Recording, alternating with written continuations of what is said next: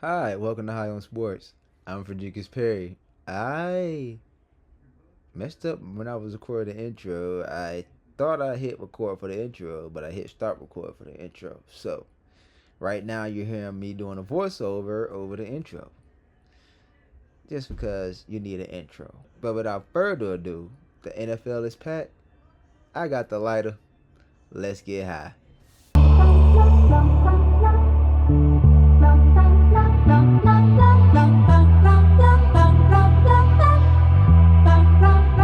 I said, come on down. Number 16, the Los Angeles Rams. The Rams are getting healthier and are making noise. They beat the Vikes this past Thursday, 30-20. Matthew Stafford over 1,600 yards this season, throwing 4 touchdowns against those same Vikings and completing 74% of his passes. Yeah, it's safe to say Matthew Stafford still got it. The defense has improved through the last few weeks. Jared Verse is a leading Rookie of the Year candidate. Only 2.5 sacks this season, but establishes himself as a disruptive run stopper. The Rams could make some noise in a division where they are in last place, but they are only a half a game behind in the standings. The NFC West division is weird, okay? It's weird. Number 15, Los Angeles Chargers. The Chargers are in the same division as the undefeated Chiefs. So, yeah, they got to deal with that. Justin Herbert, only 1,400 yards, over 1,400 yards so far, had 279 yards and 2 touchdowns against my poor Saints. If Vlad McConkey can keep developing into the number one role, this offense can be consistent. McConkey had his first career 100-yard game, along with 2 touchdowns. Yeah, that's what the Georgia boys do. This defense is elite, number 1 in points allowed with 13. Also top 10 against the run. The Chargers are in a good position to fight for a wild card spot. They play against a revamped Browns team in week 9. Yeah, and as we all know, Jameis eats W's. We all know this. Number 14, Denver Broncos. I believe in Knicks. He was just named October Rookie of the Month, totaling 850 yards through the air and 9 total touchdowns in the month. Believe, baby, believe. Another AFC West defense only allowing 15 points per game. PS2, Patrick Surtain II, 3 interceptions, and maybe the best corner in the league right now. That's what them Bama boys do. He and the rest of his secondary are leading a top 10 defense, making John Elway look smart for making him the highest paid corner in the NFL this season. I didn't expect the Broncos.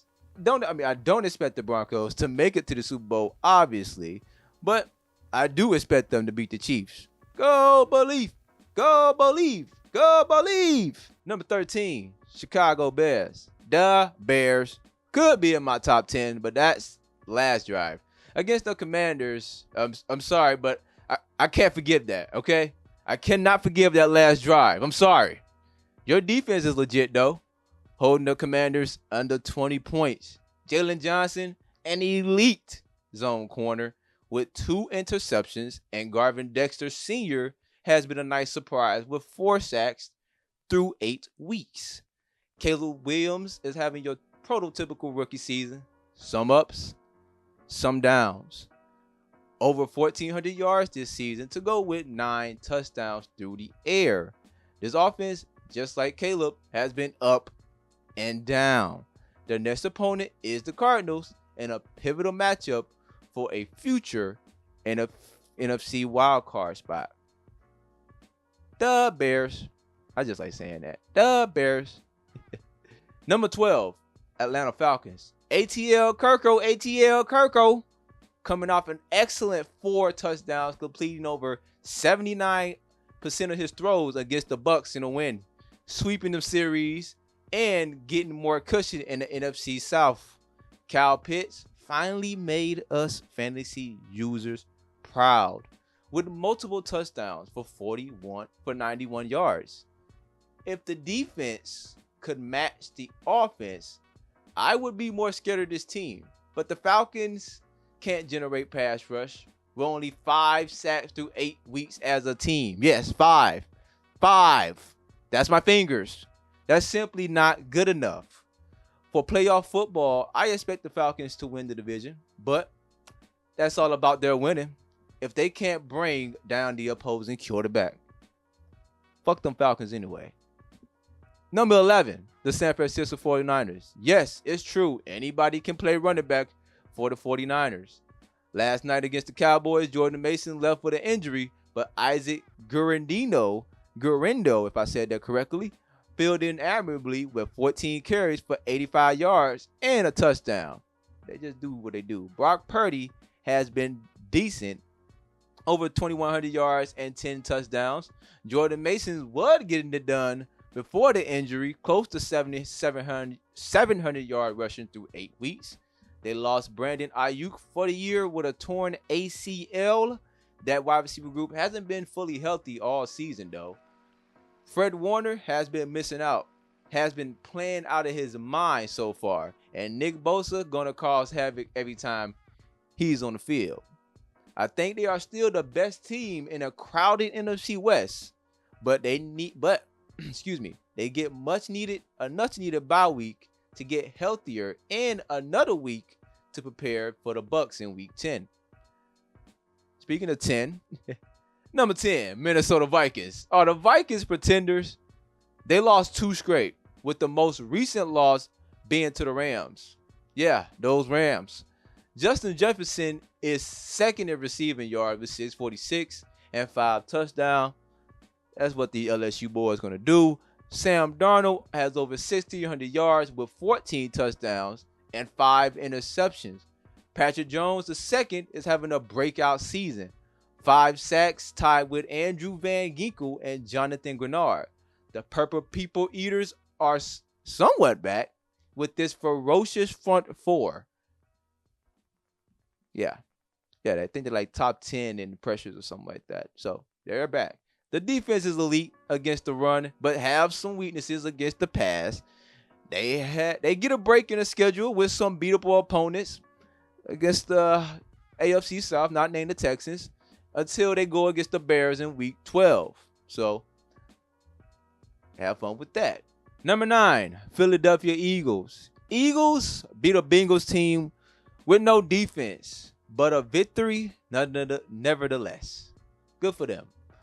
Jalen Hurts over 1,500 yards hasn't been playing up to par, with many people claiming he reached his ceiling.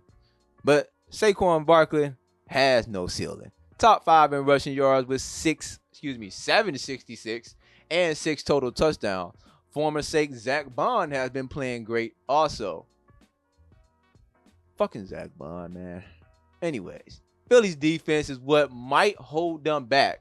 Sure, they held the Bengals to 17 points, but it's the 2024 Bengals. Like, they're not good, okay? Their pass rush is inconsistent, but don't be surprised they go on a nice winning streak, especially if the defense plays more consistently. They're literally built to win in the cold, the winter months. So we'll see about that. The Ravens, number 8. The Ravens lost to the Browns. Honestly, I can't knock them for that loss. The Browns aren't bad. They just had a bad QB. Shout out my boy Jameis Winston. Lamar Jackson over 2,000 yards passing and 501 yards rushing with 19 total touchdowns. He is second in QBR with 75 and was named AFC Offensive Player of the Month. King Derrick Henry leads the league in rushing yards with 946, averaging 119 a game and 11 touchdown scores. Zay Flowers has been putting together some good performances, and Kyle Van Noy has 7 sacks through 8 games. Yeah, they got some stars on that team. Anyway, their pass defense has been very unraven-like. Midway through the season, they're dead last in that category. And They let Cedric Tillman score 2 touchdowns and were 1 yard away from breaking the century mark. Cedric Tillman, guys. Cedric Tillman. They have a tough second half of the schedule, beginning with a home game against the number 1 scoring defense, the Denver Broncos. Good luck, Chuck. Number 7, Pittsburgh Steelers. The Steelers lead the AFC North. Russell Wilson has performed great so far, making Pickens look like Randy with these Mosses. Get it? Get it? And with that defense, this team can go places. I mean, they are incredible. TJ Watt is having another monster season. 6.5 sacks and tied for first in forced fumbles with 4. Along with Cameron Hayward, the longtime great D tackle, is still a great run defender at 35 years old. Beanie Bishop Jr. is named AFC Defensive Rookie of the Month after his 2 interception performance against the Jets last week. They are on a bye week as they prepare for the Commanders in Week 10. I can't wait. That's going to be a good matchup. Number 6, Green Bay Packers. The Packers had to come back and beat the Jaguars. Jordan Love did have to leave the game with an injury, and Malik Willis just keep improving in stock, completing a 51-yard pass to set up the game-winning field goal. I mean, please put him on the Saints. Why not? Anyways, Josh Jacobs was a great trade for the Packers. He has 676 yards, 4th in the league. Jaden Reed has the most separation of any eligible receiver with 4.5. And Xavier McKinney been making plays throughout, leading the league with 6 interceptions. Their defense is good at causing turnovers, but this season rides on Jordan's health. 2 injuries already, and he's questionable to play in a pivotal NFC North matchup against the Lions. But we just been told that he is playing, so don't worry, Packers fans. Okay, don't worry. Number 5, Washington Commanders. Jaden Daniels will win the Rookie of the Year. We just had CJ Stroud last year, and this man said, "Hold my Henny," and is possibly having a better season, completing 72% of his passes with over 1,700 passing yards. Bless him. Anyway, Scary Terry McLaurin finally has a good QB, 5th with receiving yards with 579. I'm just loving this underdog story, but their defense is subpar to say the least. They are not good against the run, allowing 5 yards per carry, and well as their playoff inexperience is why there aren't true contenders, at least this season. But it's going to be okay, though, because you're getting there, Commanders. You're getting there, okay? You're getting there. Number 4, Houston Texans. Speaking of CJ Stroud, and yes, I know they lost to the Jets this past Thursday, but I'm still posting this. And if you made it this far, please like and subscribe.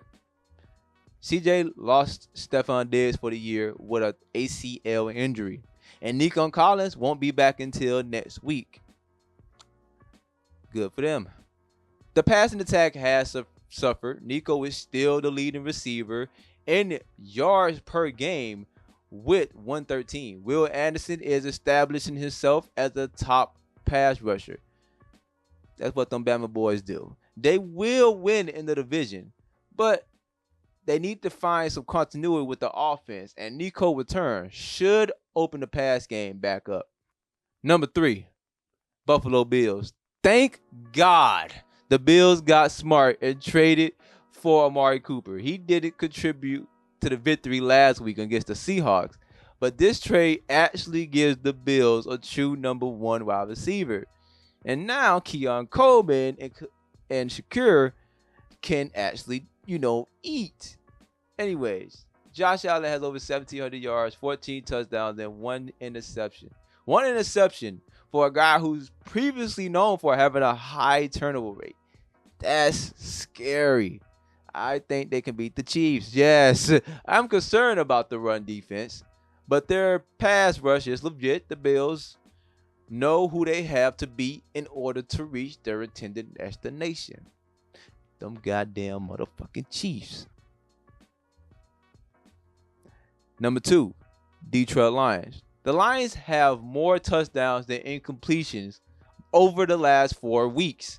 If there was any ever doubt about Jared Goff before the season, you should have none by now. This guy is for real and will remain the Lions franchise QB for the foreseeable future. Jared Goff. Jared Goff. Jared Goff. Jared Goff. Jared Goff. NFC Offensive Player of the Month is completing 74% of his passes for close to 17,000 yards and 14 touchdowns to 4 interceptions. Sonic and Knuckles, Jahmyr Gibbs, and David Montgomery have been the best running back duo combining for just over 1,000 yards rushing, with Gibbs being more the explosive runner this season. Amon-Ra St. Brown is still great. No surprise there. They are the highest scoring offense in the league right now with 30 points. The Lions are back, baby. Defense lost Aiden Hutchinson for the year, though, but they are good at forcing turnovers and stopping the run. Secondary has made strides, but still needs some time to put it all together. Can't say enough about that O-line, though. Penei Sewell is a stud. They play the Packers this week, so go Lions, go Lions, go! Go Lions. Number 1, Kansas City Chiefs. This underperforming team is undefeated. Only the fucking Chiefs. Did I mention they traded for D-Hop and Josh Uche? Roger, what are we doing? That's all I want to know. What are we doing? That's it. The Chiefs are number 1. No need to go into detail over Patrick Mahomes and that defense and what they could do, blah, blah, blah. They get enough coverage already. But without further ado, that's the end of the rankings.